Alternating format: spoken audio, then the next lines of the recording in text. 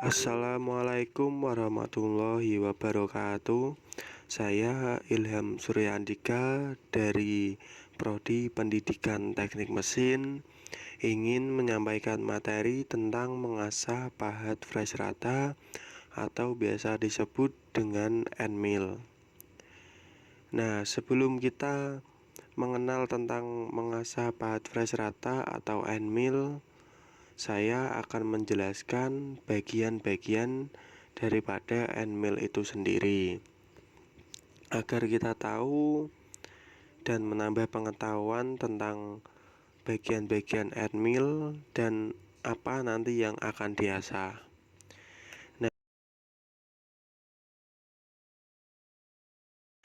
Nah, untuk selanjutnya saya akan menjelaskan apa itu N-mill. Jadi sebelum kita mengarah ke bagian-bagian, kita harus tahu N-mill itu apa. Di sini N-mill adalah alat potong atau pahat yang digunakan pada mesin milling atau mesin fresh untuk menyayat atau memotong material seperti logam, plastik, kayu, maupun nilon. Nah, bentuk mata fresh ini seperti mata bor, tetapi sangatlah berbeda. Kalau mata bor itu biasanya untuk melubangi, tapi untuk N-mill ini sendiri yaitu untuk pemakanan. Nah, dan N-mill ini memiliki kemampuan potong yang lebih fleksibel, berbeda dengan mata bor yang agak kaku. Nah, setelah itu saya akan menjelaskan tentang bagian-bagian dari pahat fresh atau N-mill.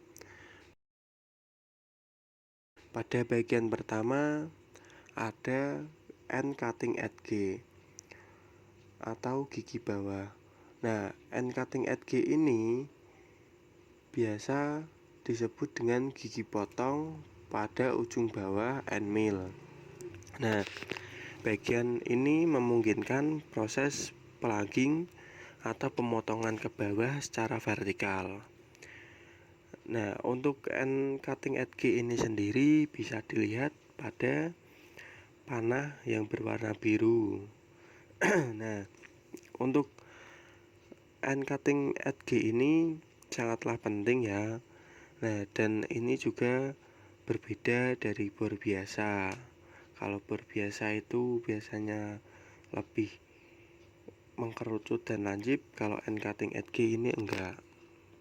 Nah, setelah itu saya akan menjelaskan bagian yang kedua, yaitu coating.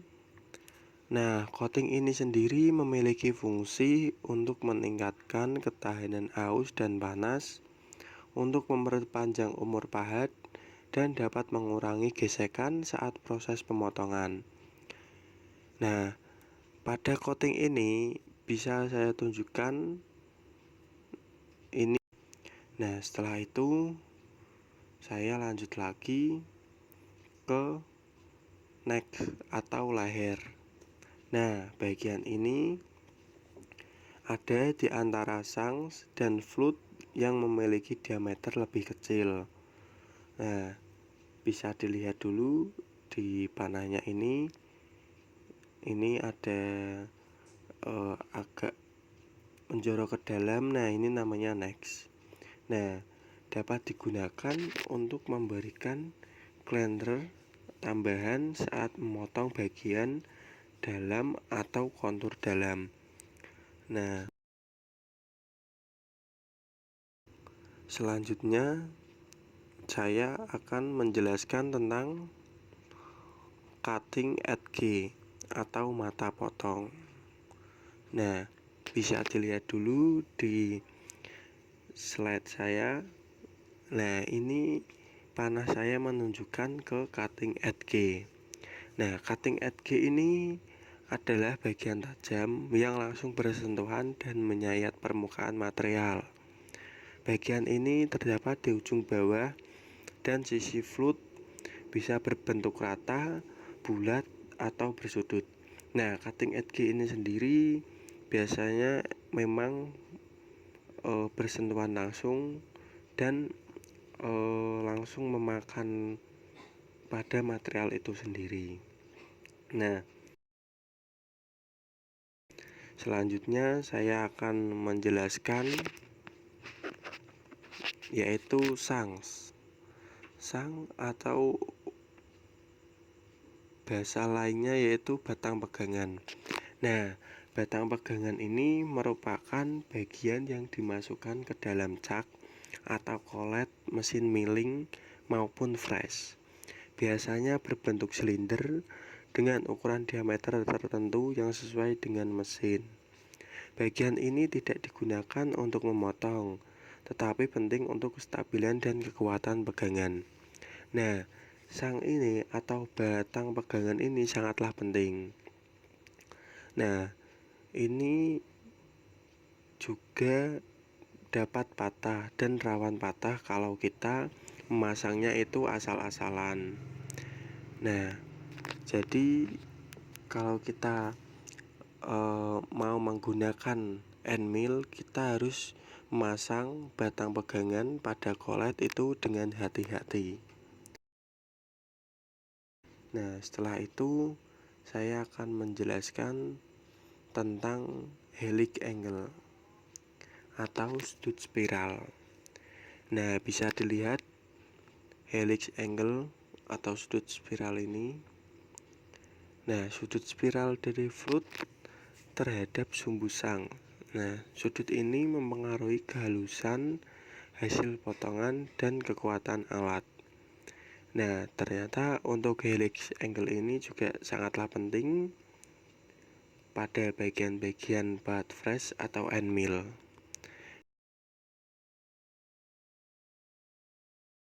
Untuk selanjutnya saya akan menjelaskan tentang float atau alur pemotongan. Nah, bisa dilihat ini di slide saya ada single float, 2 float, 3 float, dan 4 float. Nah, bagian ini bentuknya seperti spiral yang memanjang dari ujung pemotongan ke atas. Nah, berfungsi untuk menyayat material dan membuang chip serpihan dari hasil potongan.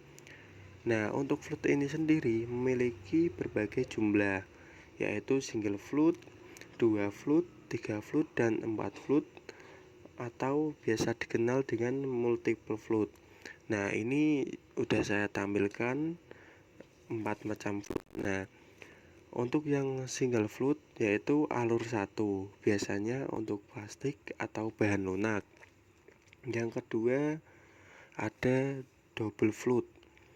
Nah, double float ini umumnya untuk end mill, baik untuk cutting dan finishing. Nah, yang ketiga ini ada triple float. Triple float lebih banyak alur dan cocok untuk finishing halus. Nah, yang terakhir ada 4 float.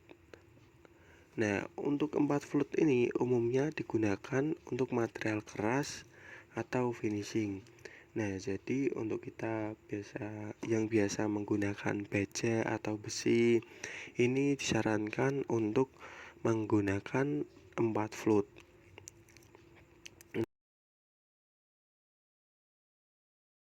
Nah, baik, setelah kita mengenal bagian-bagian pada end mill, saya akan menjelaskan tentang mengasah butt press rata atau end mill dengan benar.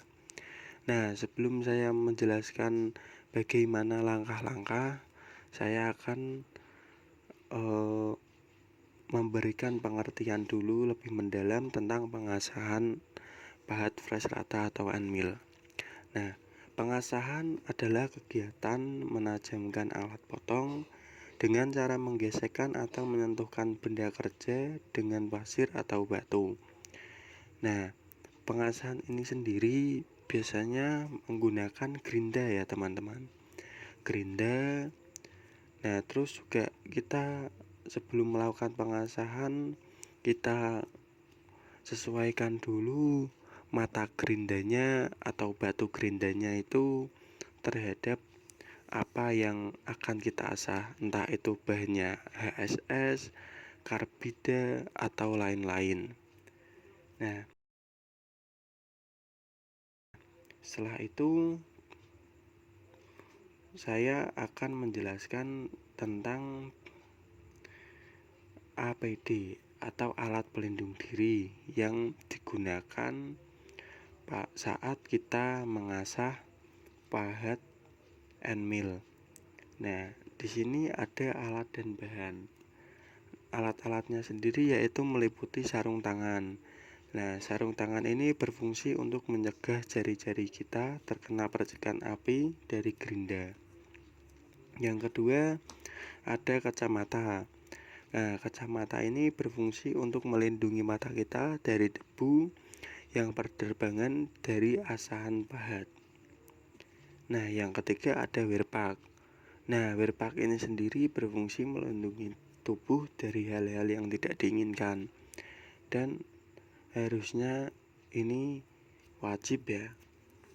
Yang seterusnya ini ada coolant.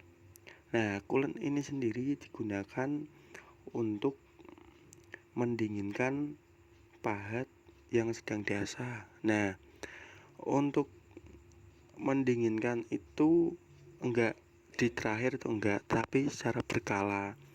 Nah, kalau semisal waktu mengasah pahatnya kok udah terasa panas, yaitu langsung dikasih coolant. Setelah itu ada bevel. Nah, bevel ini digunakan untuk mengukur sudut pahat. Nah, bevel ini hukumnya wajib dibawa agar kita tahu seberapa besar sudut yang kita makan. Nah, setelah itu ada gerinda asah. Nah, gerinda asah ini merupakan alat yang digunakan untuk mengasah pahat. Mesin ini dapat mengikis permukaan logam dengan cepat dan mempunyai tingkat akurasi yang tinggi. Nah, sesuai dengan bentuk yang diinginkan. Nah, untuk mengasah pahat rata and mill itu menggunakan asahan gerinda seperti yang saya tampilkan. Saya akan menjelaskan bagaimana langkah-langkah mengasah pahat fresh rata atau end mill dengan baik dan benar. Nah, pada poin pertama itu meratakan permukaan cutter. Nah, dengan menggunakan batu gerinda flat wheels, sudut-sudut sisi potong pada cutter akan dinolkan. Nah, berikut cara-cara atau langkah-langkah yang harus dilaksanakan untuk meratakan permukaan cutter. Nah, untuk yang pertama yaitu pasang cutter pada collet yang sesuai dan dipasang pada poros utama. Nah, setelah itu atur sudut-sudut sehingga menunjukkan angka 0 pada skala. Terus posisi cutter tegak lurus pada batu gerinda. Yang ketiga, mengatur ketinggian batu gerinda sampai 1 cm dengan cutter. Setelah itu atur stopper sedemikian rupa sehingga permukaan cutter mengenai batu gerinda tepat setengah diameternya. Nah, untuk selanjutnya lepaslah pin sehingga dapat memutar handle secara bebas. Nah, setelah melepas pin sehingga dapat memutar handle secara bebas, yaitu segera asahlah dengan pelan-pelan. Nah, jadi untuk meratakan permukaan cutter itulah langkah-langkah yang perlu diperhatikan. Setelah itu yang kedua yaitu mengasah sisi potong cutter. Nah, mengasah ini dengan menggunakan batu gerinda K-Wheels, sudut-sudut sisi potong pada cutter akan dibentuk kembali, di mana cutter masih dalam satu settingan pada saat meratakan permukaan cutter. Nah, untuk langkah-langkah mengasah sisi potong cutter itu pertama yaitu gunakan pin untuk menahan skala. Dengan catatan perhatikan jumlah mata potong pada cutter. kita lihat dulu ada berapa mata potong, entahkah ada 1, 2. Nah, itu dilihat dulu. Setelah itu atur sudut sayat sehingga membentuk sudut 2-5 derajat. Setelah itu atur ketinggian batu gerinda sampai 1 cm dengan cutter. Setelah itu atur stopper meja mesin gerinda. Usahakan agar gerak pemakanan mencapai garis tengah pada cutter. Nah, selanjutnya lakukan gerakan pemakanan dengan memutar handle meja, gerak sumbu Y sambil menggerakkan handle meja, gerak sumbu X ke kiri dan ke kanan, sehingga permukaan sisi potong terasa semua. Nah, setelah mencapai kedalaman pemakanan tertentu pada skala lepas pin dan memutar skala sesuai dengan jumlah mata potong pada cutter. Setelah itu ulangi langkah yang keempat tadi sampai semua sisi mata potong terasa semua. Setelah itu atur sudut buang sehingga membentuk sudut 8-15 dan ulangi kembali langkah-langkah yang keempat sampai ke 7. Setelah itu memutar skala untuk memutar posisi endmill sebesar 90 derajat. Setelah itu atur sudut bebas sehingga membentuk sudut 30-45 derajat dan ulangi kembali langkah keempat dan ketujuh. Setelah itu cek apakah mata cutter sudah terasa dengan baik dan mempunyai ketinggian yang sama satu dengan yang lain. Nah, gunakan blok dengan permukaan yang rata dan letakkan cutter tegak lurus dengan permukaan bidang tersebut.